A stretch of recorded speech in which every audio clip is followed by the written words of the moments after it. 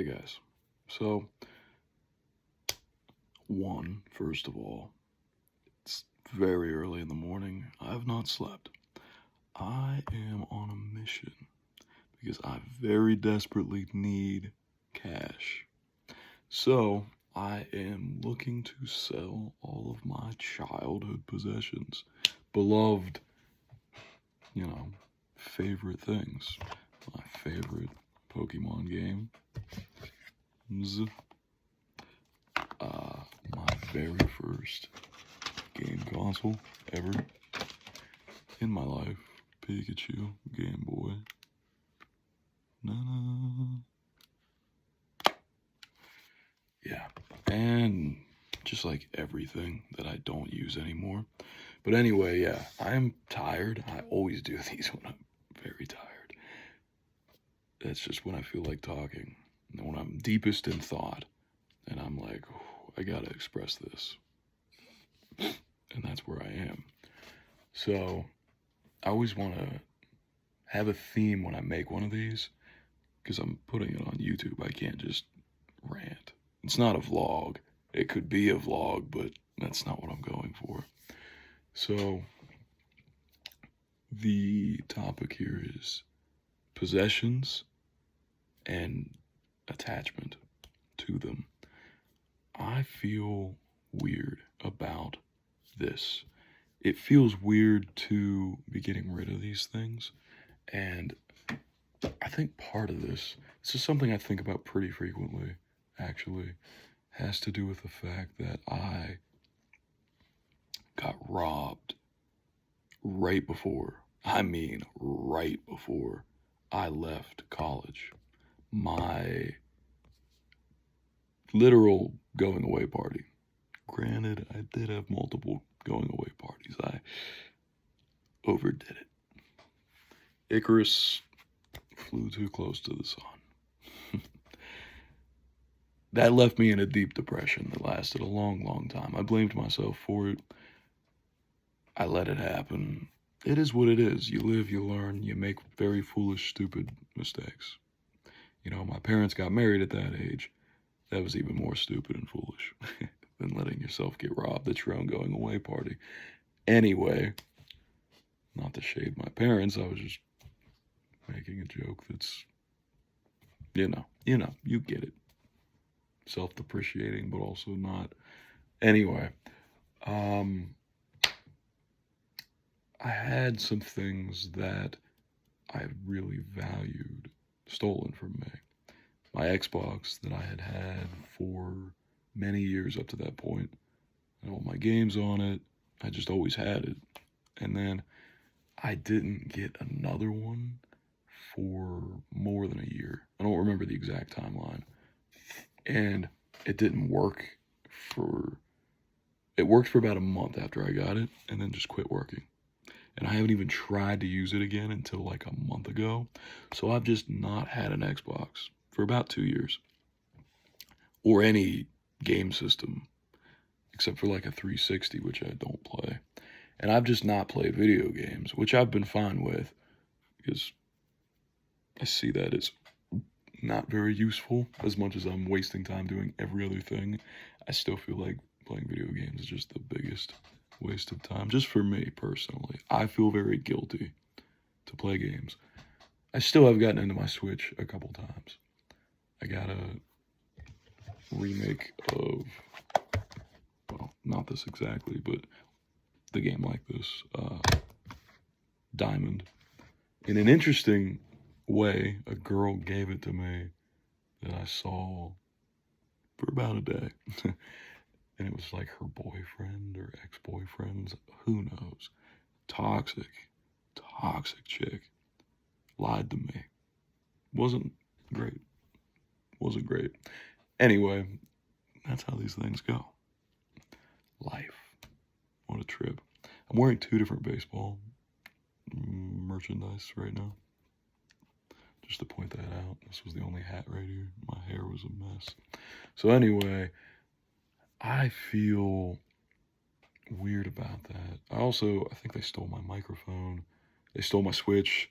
which had my Pokemon game on it that I was just about to beat, that I had grinded to get all these different Pokemon, you know, to catch them and level them up and whatever. And if you don't play these games, that's fine. But what I'm saying is I had personal attachment to my video game things that were stolen from me. And now every time I think about items and like caring about them, I think, well, I don't have those though. Like I had these little South Park figurines. I know this is really dumb, but I've had them since I lived here in this bedroom as a high schooler, maybe even before that as a middle schooler. And I took them with me to college. I had them through all throughout college. All my pictures in my room, I had them. Then in my apartment my last year, I had them. And somebody took one of them. They took Stan. I had all 4 South Park characters. And for the longest time, when I moved home, I had them all right here on my desk. And every time I would look at them, I would think about how I didn't have Stan. And it would remind me of how I got robbed. It would kind of trigger me. And it would just make me very upset. Remind me of that, make me feel the guilt again, make me feel angry because I never got any kind of revenge on the people who did that to me. They never got caught. They got away with it. It still eats at me to this day. To this day, 2 years later. And it's just weird thinking about things. I didn't even bother to decorate my room until maybe 2 months ago. And I've been back home, if we're also counting how I moved to Florida for like 4 months out of the last year. I've been home 2 years, close to it. Insane. Where the fuck is that time gone? I wish I knew. I hope I've learned some kind of invaluable lesson from all of this. It feels like just the greatest waste of time. I think I'm finally ready to move forward, because at first I had all these mental things holding me back, blockades. Just, I kind of just outlined it. Exactly what happened. I got robbed. I came home. Was incredibly down about that and how that ended. And just got and stayed down about it and didn't move on. And then when I finally kind of pulled myself out of that, I started going out right near the end of the year of the school year in a college town by here. I met a girl. I was starting to do really well, meeting people and meeting women. And we had a little very brief romance before the year ended. And then it was really sad when we had to say goodbye. And that really drug me down. And then I started reflecting on college and how things went and how I wish they'd went so differently, because I've just always been mentally struggling. And it put me right back there. And it was like the worst, dumbest thing I could have done. And I moved to Florida a couple months after that, and I just couldn't get out of it. And it was so bad that I didn't do anything I needed to do, didn't work, didn't do anything that I should have done in Florida. And it led to me coming back here against my will. And now, right before I left Florida, I had a really unfortunate injury. And that put me in, and it's really ironic, I got out of the mental ruminating and debilitation that I was in right before that happened. Now I'm explaining all of this not as eloquently and in maybe the perfect narrative structure that I could, because again, it's very late. I'm only awake because I'm trying to do this because I need to make money pretty much ASAP to go out this weekend. If we're being honest, I'm just being totally open about exactly what's happening. Sometimes I'm real vague. There's no need for vagueness. So last weekend, again, I met that girl almost exactly a year ago, but it's over. Whatever.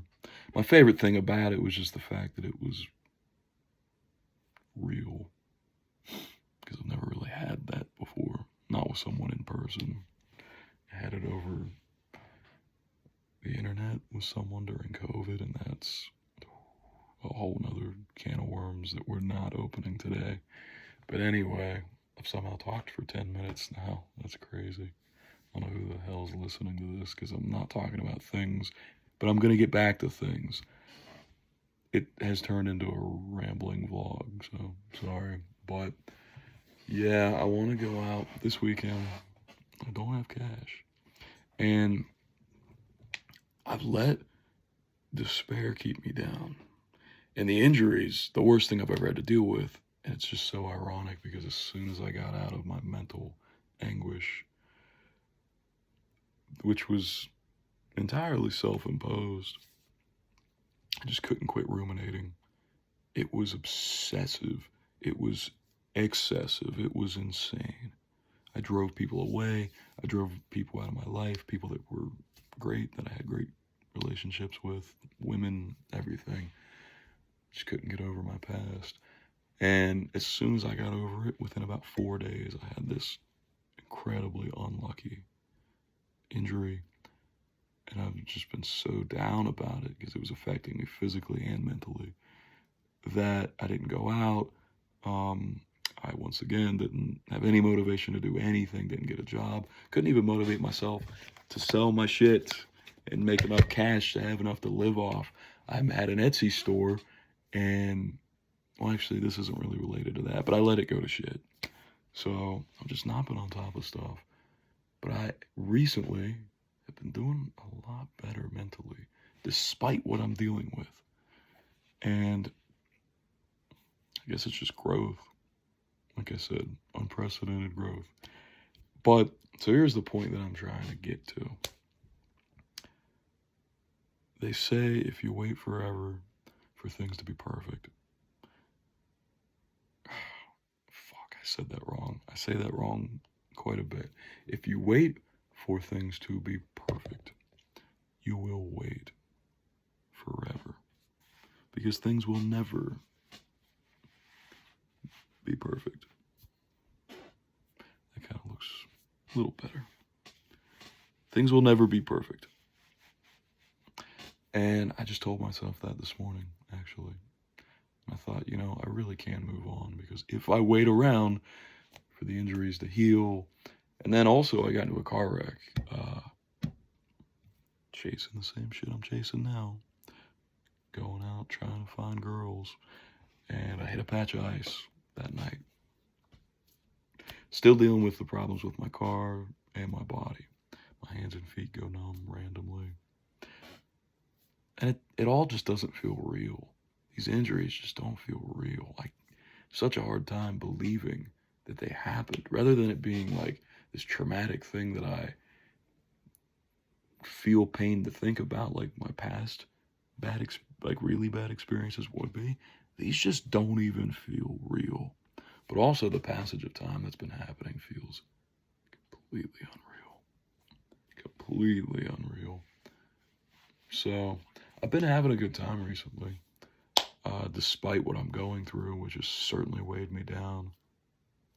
But if you wait forever for things to be perfect, you end up waiting forever. So what am I getting at? Things don't matter. I was kind of trying to be Buddha about that for a bit. That's why I didn't decorate my room. Actually, it's like actually why I didn't. Didn't really care about buying stuff, but I also didn't bother to sell anything because I just had no motivation to move forward. Where the fuck do you go if you don't move forward? Nowhere. You stay stagnant. And stagnation is something I know entirely too well. And I'm sick to death of. Sick to death. Sick to death.